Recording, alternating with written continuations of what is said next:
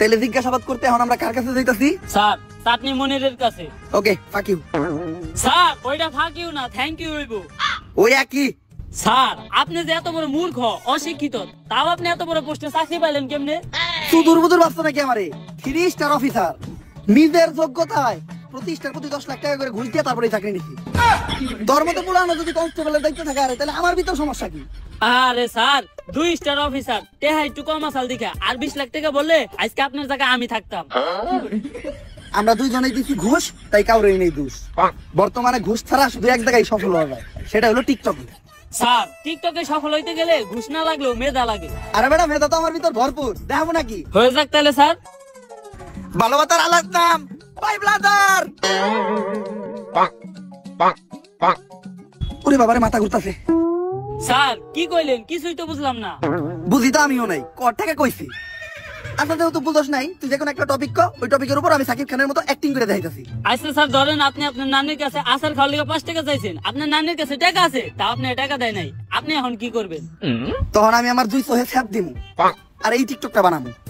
আহা নানি, নানি কত সুন্দর অভিনয় করে রে, অভিনয়ের জন্য আমার নানি সেরা রে। কি হইছে না পুরা সাকিব খানের মতো? আরে স্যার কনে সাত আর কনে পাত। তোর মতো কনস্টেবল থাকার থেকে 1 কোটি টাকা ঋণ থাকা ভালো।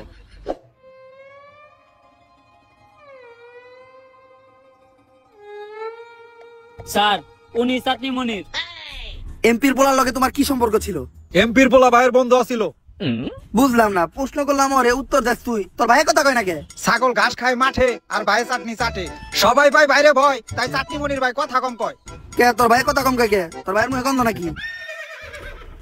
এই ভাইরে চাটাস না, ভাই চাটলে চাটনি বাদ তত করে চাটে দিব। স্যার চাইটা দিব, আমরা তো 3 দিন ধরে গোসল করি না, লন আমগো শরীরটাও চাটিয়ে নেই। তুই তো শরীর চাটানোর কথা কস, আমি তো অন্য কিছু চাটামো ভাবছিলাম। অফিসার আমার মুখ খালি চাটনি চাটার লেগে খুলে, অন্য কিছু লেগে খুলাইলে তো খবর আছে। কাজের কথাই আয়।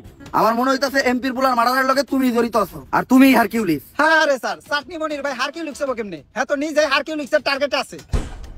মানে? আরে হ্যাঁ তো নিজে একটা দর্শক। চাটনি মনির ভাই অতগুলা চাটনিও চাইটা খাই নাই যতগুলা মিয়াগো জীবন চাইটা খাইছে। দর্শক এই জিল্লু হ্যান্ডকাম নিয়ে আয়, এখনই ওর ভিতরে বেরা দিমু। না স্যার আমি হ্যান্ডকাপ আনতে যাবো না, আমি হ্যান্ডকাপ আনতে গেলে কি লেগে জানি আসামি পালিয়ে যায়। এইবার আর কোনো চান্স নাই। ও জানে না ও কই দিছে হাত। নাম আমার ইন্সপেক্টর বরবাদ, তাড়াতাড়ি যা।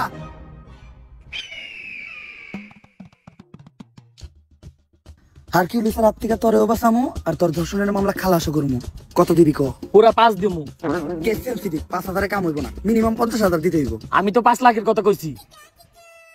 Deal done. টাকা নিয়ে যে জায়গায় থাকতে কমু ওই জায়গায় থাকবি। হারকিউলিস তোর একটা চুলও ছিঁড়তে পারবো না। জিল্লু হার আগে তাড়াতাড়ি যা, নয়তো করে ভাগ দেওয়া লাগবো। তাড়াতাড়ি যা, তাড়াতাড়ি যা।